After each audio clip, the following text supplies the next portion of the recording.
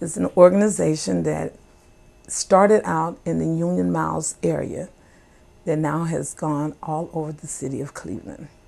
What we did was just tried to figure out what was the best way to help nurture the children in their education, try to help them, try to make them grow up. So my family members got together.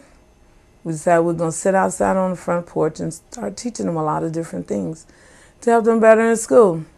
Well, in doing that, what happened was they told their friends and their friends and their friends. And that's how we grew. But these are the ones we did in 2006, this one right here. These are different things from the cooking class, sewing class, swimming class, and actually different field trips that we had. Some of my children never been to the zoo. And we take that for granted. So we got on the bus. Neighborhood Connection can allow us to get the transportation to get there. I knew we didn't have any sports equipment. We didn't have anything like that at all. And it was during the summer, and I wanted to try to have the children get some type of different activities which allowed them to be able to work with each other. So we were able to get baseball, basketballs, volleyballs, kickballs, bases. We have a student now that's, she received a full scholarship to Ohio State, a full ride, because we had the opportunity to get that money to place with this organization that they took a chance on from a club, from a front porch. As long as you have a good dream, a good focus, and it's for the betterment of your community, it'll work. It did for me. It did for us. So we had the street was problematic, prostitution, drug dealing, and some people had been held up on the street. So there were a lot of negative social ills in the whole neighborhood.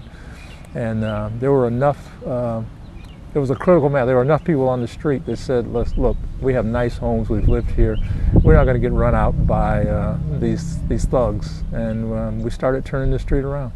And then I heard about the Cleveland Foundation's Neighborhood Connection program. So I contacted them and went to one of the orientation meetings, and we put in an application. With the construction of the gazebo and the concrete work and the landscaping and whatnot, we spent about 2 years of trying to get it off the ground. They voted to have Amos Norwood because I've been supporting the street club for such a long time. So they said they would name this park after Amos Norwood. Some of our street club meetings would be held here, mini concerts, low-level activities. Parents could bring their kids and just kind of, we know some of the daycare centers come down and use it just to bring the kids. It's just kind of a quiet place. You know, it's kind of off the beaten track, and it's a little unique because people usually pull up and kind of take a second look. As you can see now, a car comes in and they look over here and says, you know, they find this unusual. You think that you're going to find this in a suburb or a little township or a little village. It was nice looking out the front door too, just, you know, from the porch to see how it was coming along. And it's such a handsome little thing. A lot of lovely members, dedicated members on our street, but a lot of them have gone on different, you know, in ways. And so it's not but a few of us now, but we still are trying to work to hold it together.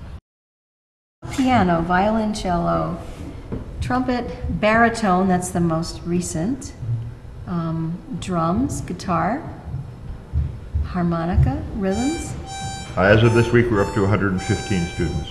One of our teachers came from a very large church with a lot of kids, and the more they heard about it, the more they came. So we also work with a school principal, Elmira, and she sent a whole bunch of kids. And we keep putting brochures in the libraries. Those are the main ways that we've gotten it. When we started, there was only a handful of students, and now we're up to well over 100. I've watched these kids grow, and they actually can play a song, and you can understand it, and you're not like, oh, here we go again. We not only give them the instruments and the lessons, we provide free tickets to different things that are happening, different concerts in the area. The Cleveland Youth Orchestra, the kids get that experience. And you know, that's something that's gonna follow them into adulthood. They'll build up an appreciation of the arts in general. When you first start off, you're not disciplined to play an instrument or to go home and practice like your teacher says.